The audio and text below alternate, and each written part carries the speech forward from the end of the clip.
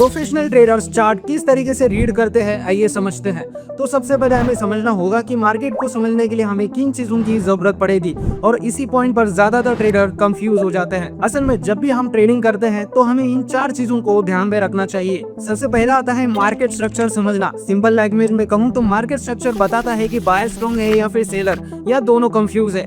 ये क्लियर हो गया तो ट्रेड का डायरेक्शन समझना इजी हो जाता है। सेकंड नंबर पर आता है मेजर लेवल्स मार्क करना। मेजर लेवल्स मार्केट के सिग्नल्स की तरह होते हैं, यहीं से डायरेक्शन डिसाइड होती है। सपोर्ट एंड रेजिस्टेंस जोन बनाते हैं जहां प्राइस बार बार रिएक्ट करता है। जैसे हाई टाइम फ्रेम पर 30 मिनट 1 आवर्स लेवल्स ज्यादा स्ट्रॉन्ग होते हैं। और थर्ड नंबर पर आता है वॉल्यूम का यूज। चार्ट पढ़ते वक्त सिर्फ प्राइस देखना काफी नहीं है, वॉल्यूम भी देखना जरूरी है।